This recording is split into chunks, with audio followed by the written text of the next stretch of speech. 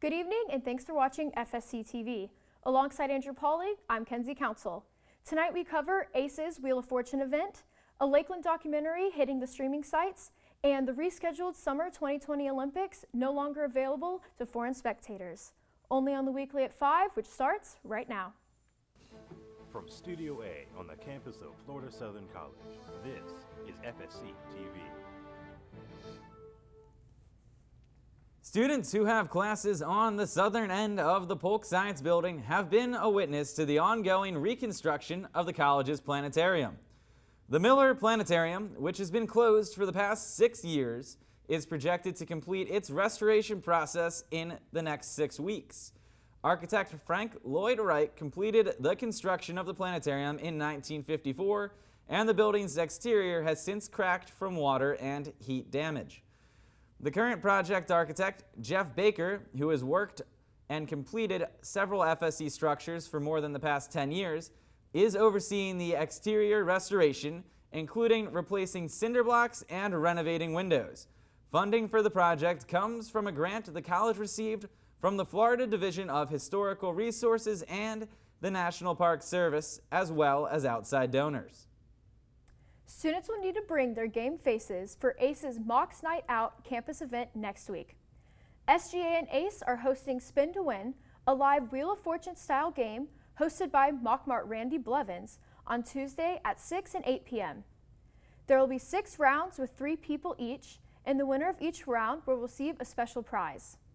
Only the game show participants will be allowed to attend the Spin to Win event at Branscombe, but other students can cheer on their favorite contestants virtually through Zoom.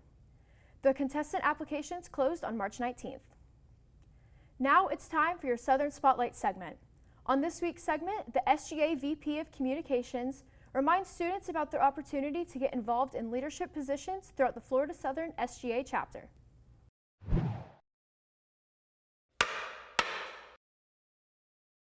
Hey Mocs, welcome back to this week's episode of the Southern Spotlight.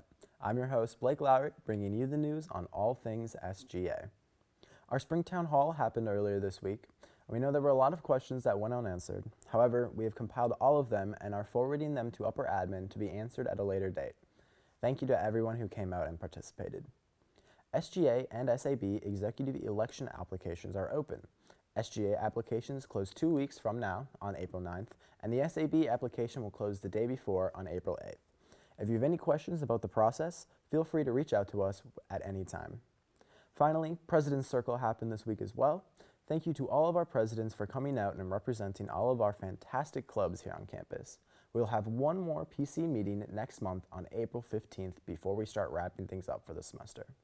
That's all we have for you this week on the Southern Spotlight. Remember to be like Moxie and mask up. May the Mocs be with you.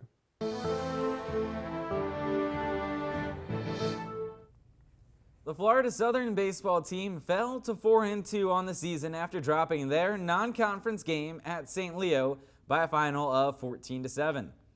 The Mocs scored on the first pitch of the game as center fielder Vaughn Brown hit a home run down the left field line, but FSC failed to hold on to their early lead.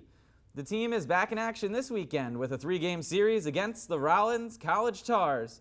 The first game will take place Friday at Henley Field with a 5 o'clock first pitch. On Saturday, the teams will compete in Winter Park at 3 before returning to Lakeland for the final game of the series on Sunday at 1 o'clock. In beach volleyball news, the Mocs will be competing at the Ruthven Beach Volleyball Courts this Saturday against Eckerd at 10 a.m. and Palm Beach Atlantic at 2 p.m. The indoor team will take on Rollins at 6 p.m. and all 3 contests will be live streamed on the SSC Digital Network.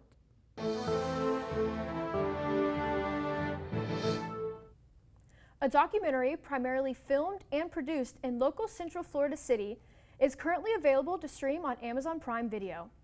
Fly Like a Girl, produced by Indie Atlantic Films here in Lakeland, which made its theater debut back in October, is making the jump to streaming services. The documentary encourages young girls to fly to new heights with stories from several strong females, namely in STEM-specific fields like aviation. Florida native Katie McIntyre Wyatt said she first developed the idea for the film during her time as a 4th grade teacher in Polk County. She realized there was a disconnect between young girls and STEM subjects and noticed her female students light up when a pilot came to speak to the class. Fly Like a Girl has received numerous awards at film festivals throughout the U.S. The Florida Department of Transportation is moving into the next subphase of evaluating the feasibility of a bus rapid transit line in Lakeland along the US 98 corridor. The FDOT District 1 office is studying a 5-mile corridor from the Lakeland Square Mall to downtown Lakeland for the BRT dedicated guideline. The system aims to ease road congestion, provide faster transport services, and utilizes level boarding, which allows it to cater to more of the disabled population. The city already has policies in place to encourage transit-oriented development, but achieving it with BRT may not be completed until 2045, according to current estimates. The study's next step would be to secure exact funding sources.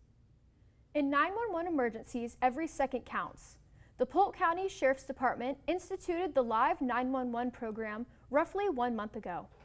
Sheriff Grady Judd told Fox 13 News that the program is a remarkable tool that helps personnel arrive at emergencies quicker.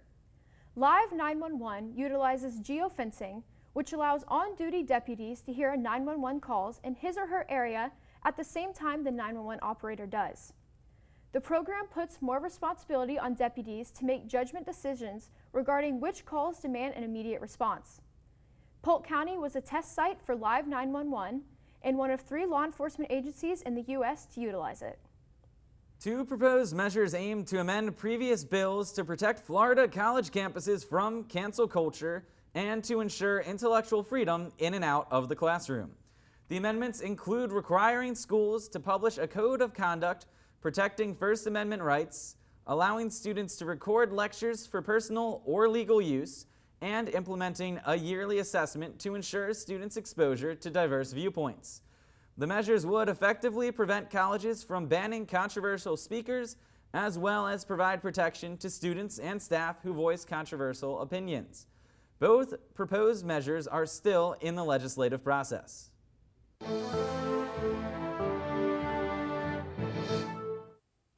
There will not be another Hurricane Dorian, Laura, Eta, or Iota.